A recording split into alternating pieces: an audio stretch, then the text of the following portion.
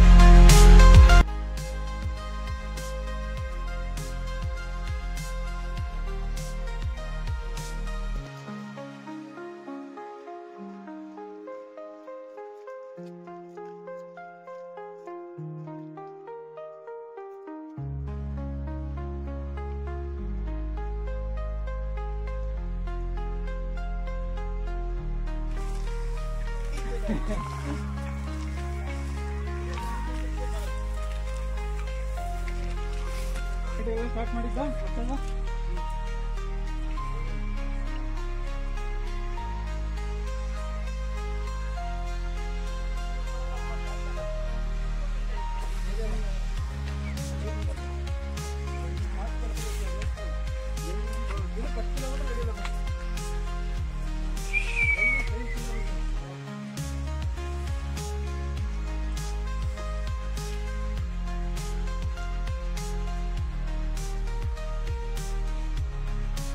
ಸ್ನೇಹಿತರೆ, ಇವೇನು ಇಲ್ಲಿ ನೀರಿನೊಂದು ಇದು ನೋಡ್ತಾ ಇದ್ದೀರಾ ಸಂಗ್ರಹಣೆ.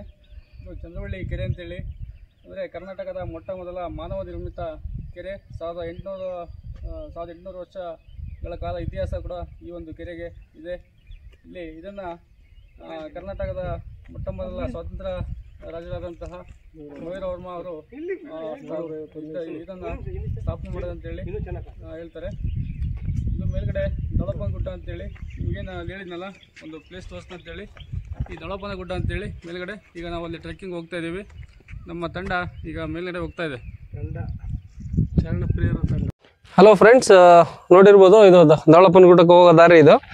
ಇಲ್ಲಿ ಮೆಟ್ಲು ಮಾಡಿದ್ದಾರೆ, ಮತ್ತೆ ಮೆಟ್ಲು ಸಪೋರ್ಟಿಗೆ ಕಬ್ಬಿಣದ ಒಂದು ಫ್ರೇಮ್ ಮಾಡಿದ್ರು, ಅದನ್ನು ಕೂಡ ಎಲ್ಲ ಹಾಳು ಮಾಡಿದ್ದಾರೆ. ಈ ತರ ಎಲ್ಲ ಮಾಡಬಾರ್ದು, ನಾವು ಒಂದು ಪ್ರವಾಸಿಗರಿಗೆ ಅನುಕೂಲ ಆಗ್ಲಿ ಅಂತೇಳಿ ಅವರು ಮಾಡ್ಕೊಟ್ಟಿರ್ತಾರೆ ಬ್ಯಾರಿಕೇಡ್ಗಳು. ಬ್ಯಾರಿಕೇಡ್ಗಳನ್ನ ನಮ್ಮ ಸ್ವಾರ್ಥಕ್ಕೋಸ್ಕರ ಕಟ್ ಮಾಡಿ ಬಿಸಾಡೋದ್ರಿಂದ ಹಲವಾರು ಜನಗಳಿಗೆ ಹತ್ಲಿಕ್ಕೆ ಕಷ್ಟ ಆಗುತ್ತೆ.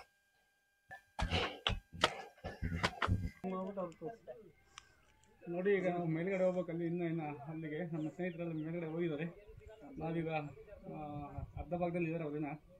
ನಾವೀಗ ಅವರ ಹಿಂಭಾಗದಿಂದ ಈಗ ಹೋಗ್ತಾ ಇದ್ದೀವಿ. ನೋಡಿ, ಕಂಟಿನ್ಯೂ ಇಲ್ಲಿ ಮೆಟ್ಲು ಅಂದರೆ ಕಲ್ಲನ್ನು ಕಟ್ ಮಾಡಿ ಮೆಟ್ಲು ಮಾಡ್ಕೊತ ಹೋಗಿದ್ದಾರೆ. ಅಂದರೆ ಇದು ಭಯಂಕರ ಇದೆ ಹತ್ತಕ್ಕೆ. ಒಂದಿನ ಟ್ರೆಕ್ಕಿಂಗ್ ಮಾಡಲಿಕ್ಕೆ ತುಂಬ ಅನುಕೂಲವಾಗಿದೆ. ಎಲ್ಲ ಬನ್ನಿ, ಒಂದ್ಸರಿ ಹತ್ತಿ ಪ್ರಯತ್ನ ಮಾಡಿ. ಬಟ್ ಒಬ್ಬೊಬ್ಬರೇ ಬರೋಕ್ಕೆ ಹೋಗಬೇಡಿ, ಸಾಹಸ ಮಾಡಬೇಡಿ. ಕಾಲೆಲ್ಲ ಜಾಸ್ತಿ ಮಳೆ ಬಂದಿದ್ದರಿಂದ.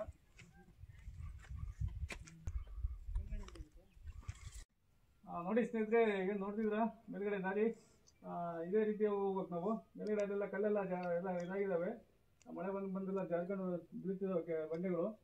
ಅಂದರೆ ಈ ಮಳೆಗಾಲದಲ್ಲಿ ಸ್ವಲ್ಪ ತುಂಬ ಡೇಂಜರ್. ಹಾಗಾಗಿ ನಾವು ಹುಷಾರಾಗಿ ಹತ್ಬೇಕು. ಮೇಲ್ಗಡೆ ಬಿದ್ದರೆ ಅಂತೂ ನಾವು ಎಲ್ಲಿ ಹೋಗ್ತೀವಿ ಅಂತ ಗೊತ್ತಾಗಲ್ಲ, ಪಾತಾಳಕ್ಕೆ ಹೋಗ್ಬಿಡ್ತೀವಿ.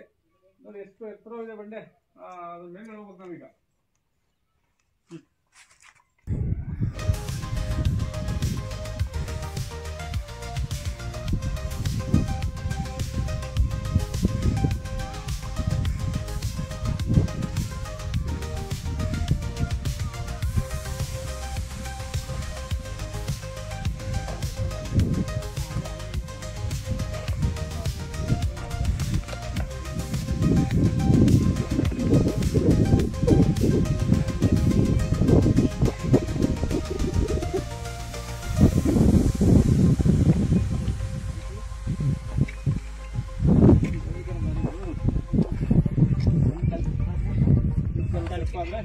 ನೋಡಿ, ಸಿಂಗಸ ಗುಂಡೆ ಇದೆ.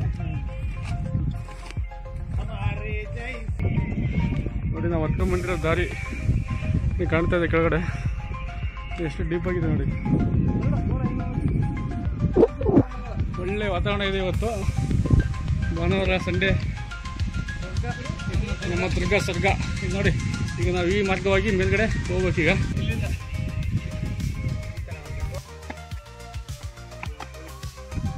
ಹಲೋ ಫ್ರೆಂಡ್ಸ್, ನೋಡಿ ಮೇಲೆ ಹತ್ತಲಿಕ್ಕೆ ಎಲ್ಲ ಈ ಕಬ್ಬಿಣದ ಒಂದು ಹ್ಯಾಂಡ್ ರೈಲಿಂಗ್ ಮಾಡಿದ್ದಾರೆ, ಮಾಡಿ ಕಲ್ಲೆಲ್ಲ ಹಾಕಿದ್ದಾರೆ. ಬಟ್ ಇಲ್ಲೆಲ್ಲ ಕಟ್ ಮಾಡಿರೋದ್ರಿಂದ ಬೇರೆಯವರು ಹತ್ತಲಿಕ್ಕೆ ಕಷ್ಟ ಆಗುತ್ತೆ. ಅಲ್ಲಿ ಆಲ್ರೆಡಿ ಇದಾವೆ ಎಕ್ಸಾಂಪಲ್, ಆ ಥರ ಮಾಡಿ ನೋಡಿ. ಇಲ್ಲೂ ಕೂಡ ಮಾಡಿದ್ದಾರೆ. ಇದನ್ನೆಲ್ಲ ಕಟ್ ಮಾಡಿ ಎಲ್ಲ ಸ್ವಾರ್ಥಕ್ಕೋಸ್ಕರ ಬಳಸ್ಕೊಂಡಿದ್ದಾರೆ. ಇದೆಲ್ಲ ಮಾಡಬಾರ್ದು. ಪ್ರವಾಸಿ ತಾಣಗಳು ಎಸ್ಪೆಷಲಿ ಎಲ್ಲರೂ ಒಳ್ಳೇದಕ್ಕೋಸ್ಕರ ಮಾಡಿರ್ತಾರೆ, ಅದನ್ನು ಸ್ವಾರ್ಥಕ್ಕೋಸ್ಕರ ಹಾಳು ಮಾಡಿಬಿಡಿ.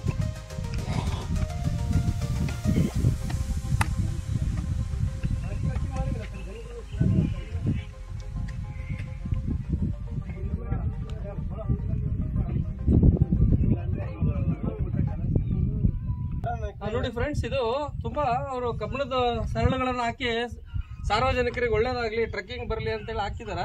ಕೆಲವು ಕಡೆ ಎಲ್ಲ ನೋಡಿ, ಇಲ್ಲಿಂದ ಕೆಳಗಡೆ ಎಲ್ಲ ಕಟ್ ಮಾಡಿ ಎಲ್ಲ ಆ ಕಡೆಯಿಂದ ಹತ್ತೋದಿಕ್ಕೆ ಕಷ್ಟ ಆಗುತ್ತೆ. ಕೆಲವರೆಲ್ಲ ಮಕ್ಕಳು ಮತ್ತೆ ವಯಸ್ಸಾಗಿರೋರು ಕೂಡ ಟ್ರೆಕ್ಕಿಂಗ್ ಬರೋಕೆ ಇಷ್ಟ ಇರುತ್ತೆ. ಈ ತರ ಇದ್ರೆ ಹತ್ತೋದಿಕ್ಕೆ ಈಸಿ, ಇಲ್ಲ ಅಂದ್ರೆ ಅವರು ಕೂಡ ಹತ್ಲಿಕ್ಕೆ ಆಗಲ್ಲ, ಕಷ್ಟ ಆಗುತ್ತೆ. ನೋಡಿ, ಈಗ ನಾನು ನಿಂತಿದ್ದೀನಿ. ಈ ಕಲ್ಲುಗಳು ಸಪೋರ್ಟಿಗೋಸ್ಕರ ಈ ಒಂದು ಜಾಲಿ ಹಾಕಿದ್ದಾರೆ. ಕಬ್ಬಿಣದ ಸರಳು ಜನಗಳು ಇದನ್ನ ತಗೊಂಡು ಹೊಟ್ಬಿಟ್ರೆ ಮತ್ತೆ ಮುಂದೆ ಬರ್ತಕ್ಕಂಥ ಬಹಳ ಕಷ್ಟ ಆಗುತ್ತೆ. ನಾಶ ಮಾಡಬೇಡಿ ಅಂತೇಳಿ ನಾನು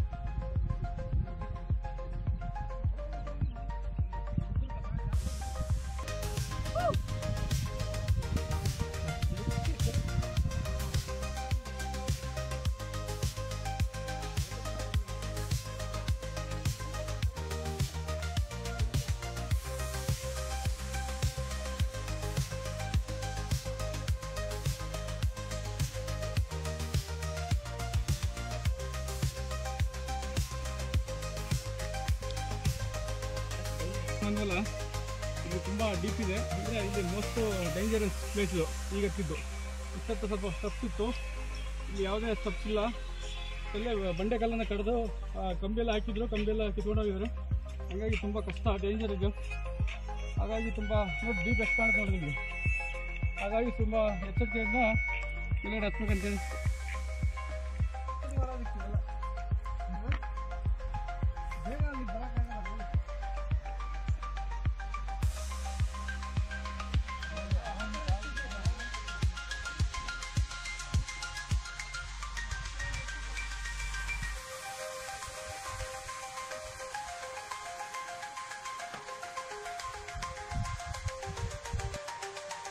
ನಮಗೆ ದುರ್ಗ ಅಂದಾಗ ನೆನಪಾಗೋದು ಇಲ್ಲಿನ ಗುಡ್ಡ ಬೆಟ್ಟಗಳು. ಅಂತಹ ಗುಡ್ಡ ಬೆಟ್ಟದಲ್ಲಿ ಇಂತಹ ಒಂದು ಶಿವನ ಒಂದು ಪ್ರತಿಮೆ ಕೂಡ ಇಲ್ಲಿ ಸ್ಥಾಪನೆ ಮಾಡಿದ್ದಾರೆ. ನಮ್ಮ ಶ್ರೀಕಾಂತ್ ಸರ್ ಇದ್ರ ಬಗ್ಗೆ ಹೇಳ್ತಾರೆ.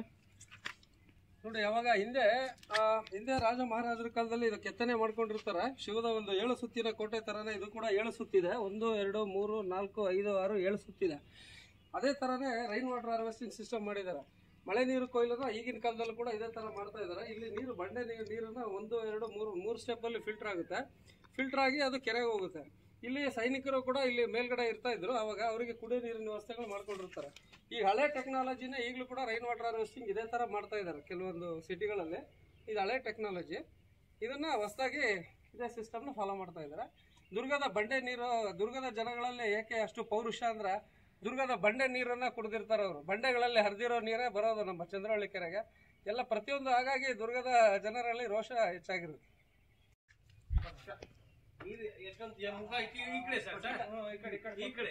ನೋಡಿ ನೀರಿನ ಒಂದು ಎಷ್ಟು ಚೆನ್ನಾಗಿದೆ ಅಂದ್ರೆ, ಫಸ್ಟ್ ಇಲ್ಲಿ ಮೇಲ್ಗಡೆ ಬಂದಂತ ನೀರೆಲ್ಲ ಬಂದು ಇಲ್ಲಿ ಸ್ಟಾಕ್ ಆಗೋದು. ಫಸ್ಟ್ ಇಲ್ಲಿ ಸ್ಟಾಕ್ ಆದ್ಮೇಲೆ ಈ ಭಾಗದಲ್ಲಿ ಇದೊಂದು ಸಣ್ಣ ತೊಟ್ಟಿ ಇದೆ, ಅದರಲ್ಲಿ ನಿರ್ಮಾಣ ಮಾಡ್ಕೊಂಡಿದ್ದಾರೆ. ಆನಂತರ ಇಲ್ಲಿ ಫಿಲ್ಟರ್ ಆದಂತ ನೀರು ಮುಂದ್ಗಡೆ ಇನ್ನೊಂದು ಟ್ಯಾಂಕ್ ಇದೆ. ಈ ಟ್ಯಾಂಕು ಫುಲ್ ಆದರೆ ನೆಕ್ಸ್ಟು ಕೆಳಗಡೆ ಚಂದ್ರವಳ್ಳಿ ಕೆರೆಗೆ ಹೋಗುತ್ತೆ. ಇದು ನೋಡಿ ಯಾವ ಥರ ಒಂದು ನಾವು ಕಾಲುವೆ ಮಾಡ್ಕೊಂತೀವಲ್ಲ ನೀರು ಹೋಗ್ಲಿಕ್ಕೆ, ಆ ಥರ ಕಲ್ಲಲ್ಲಿ ಕಾಲುವೆ ನಿರ್ಮಾಣ ಮಾಡ್ಕೊಂಡಿದ್ದಾರೆ.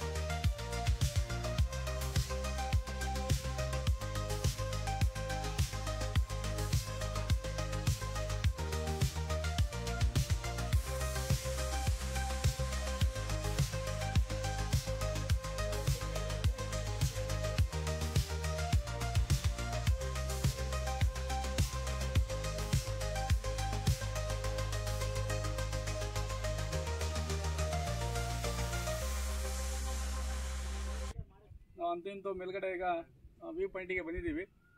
ಏನೋ ಈಗ ಕಾಣ್ತಿದೆ ಮೇಲ್ಗಡೆ ವ್ಯೂ ಪಾಯಿಂಟು. ಇದು ಕೆಳಗಡೆ ಒಂದು ದೇವಸ್ಥಾನ ಇದೆ, ಶಿವಲಿಂಗಗಳು. ಇಲ್ಲಿ ಸುಮಾರು ಶಿವಲಿಂಗಗಳನ್ನು ನಾವು ನೋಡ್ಬೋದು. ಇಲ್ಲಿ ಸುಮಾರು ಶಿವಲಿಂಗಗಳನ್ನು ಸ್ಥಾಪನೆ ಮಾಡಿದ್ದಾರೆ. ಅಂದರೆ ಶಿವಲಿಂಗಗಳನ್ನು ಯಾಕೆ ಅಂದರೆ, ಅವಾಗ ಸ್ವಾಮೀಜಿಗಳು ಅಂದರೆ ಸಿದ್ಧಿ ಜನಾಂಗದವರು ಸ್ವಾಮೀಜಿಗಳೆಲ್ಲ ಇಲ್ಲಿ ವಾಸ ಮಾಡ್ತಾ ಇದ್ರು ಆಗಿನ ಕಾಲದಲ್ಲಿ. ಅಂದರೆ ಇದಕ್ಕೆ ಸುಮಾರು 1800 ವರ್ಷಗಳ ಇತಿಹಾಸ ಇದೆ ಈ ಒಂದು ದೊಳಪ್ಪನ ಗುಡ್ಡಕ್ಕೆ. ಹಾಗಾಗಿ ಇದು ಸಮುದ್ರ ಮಟ್ಟದಿಂದ 3285 ಅಡಿ ಎತ್ತರದಲ್ಲಿದೆ. ಹಾಗಾಗಿ ಇಲ್ಲಿ ಯಾರು ಶತ್ರುಗಳು ಯಾರು ಬರ್ತಾ ಇರಲಿಲ್ಲ ಈ ಕಡೆ. ಹಾಗಾಗಿ ಇಲ್ಲಿ ಸಿದ್ಧಿ ಜನಾಂಗದವರು ವಾಸ ಮಾಡ್ತಿದ್ರು. ಮತ್ತೆ ಇಲ್ಲಿ ಮೇನ್ ಆಗಿ ನಮ್ಮ ಮಯೂರವರ್ಮ, ಸ್ವತಂತ್ರ ಕರ್ನಾಟಕದ ಸೃಷ್ಟಿಕರ್ತ ಮಯೂರವರ್ಮ ಇಲ್ಲೇ ವಾಸ ಮಾಡಿದ್ದು. ಇಲ್ಲೇ ವಾಸ ಮಾಡಿ ಇಲ್ಲೇ ಸೈನ್ಯವನ್ನು ಕಟ್ಟಿ ಸ್ವತಂತ್ರ ಕರ್ನಾಟಕವನ್ನು ಕಟ್ತಾರೆ. ಮತ್ತೆ ಅವರು ಪಲ್ಲವರ ಮೇಲೆ ಯುದ್ಧ ಮಾಡಿ ಅದು ಗೆದ್ದುಬಿಟ್ಟು ಅವರು ಕೂಡ ಸೋಲಿಸ್ತಾರೆ. ಸಂಬಂಧದಲ್ಲಿ ನಮ್ಮ ಒಂದು ಕರ್ನಾಟಕ ಸಂಸ್ಥಾನವನ್ನು ಈ ಪಲ್ಲವರು ಆಳ್ವಿಕೆ ಮಾಡ್ತಾ ಇದ್ರು. ಅಂತಹ ಸಮಯದಲ್ಲಿ ಇಲ್ಲಿ ಮಯೂರವರ್ಮ ಕಂಚಿ ಅಂದರೆ ಪಲ್ಲವರ ರಾಜಧಾನಿಯಾದಂತಹ ಒಂದು ಕಂಚಿಗೆ ಇವರು ಅಲ್ಲಿ ಎಜುಕೇಷನ್ಗೆ ಹೋಗಿರ್ತಾರೆ. ಅಲ್ಲಿ ಪಲ್ಲವರ ಒಂದು ಆಡಳಿತದಿಂದ ಬೇಸತ್ತು ಅವರ ಒಂದು ವಿರುದ್ಧವಾಗಿ ಸೇಡನ್ನು ತೀರಿಸ್ಕೊಳ್ಳಲಿಕ್ಕೆ ಈ ಒಂದು ಬೆಟ್ಟ ಗುಡ್ಡಗಳಲ್ಲಿ ಅಂದರೆ ಈ ಚಂದ್ರವಳ್ಳಿ ಗುಹೆ ಅಂತ ಇದೆಯಲ್ಲ, ಆ ಗುಹೆ ಮತ್ತು ಈ ಒಂದು ಬೆಟ್ಟಗಳ ಮೇಲೆ ಅವರು ತಮ್ಮ ಇಲ್ಲಿರ್ತಕ್ಕಂಥ ಸಿದ್ಧಿ ಜನಾಂಗ ಮತ್ತು ಬೇಡ ಜನಾಂಗ ಅವರನ್ನು ಸೇರಿಸ್ಕೊಂಡು ಒಂದು ಸಾಮ್ರಾಜ್ಯವನ್ನು ಕಟ್ಟಿ ಅವರ ಮೇಲೆ ಯುದ್ಧ ಮಾಡಿದಂಥ ಒಂದು ಜಾಗ ಈ ಒಂದು ದಳಪನ ಗುಡ್ಡ ಮತ್ತು ಚಂದ್ರವಳ್ಳಿ ಗುಹೆ.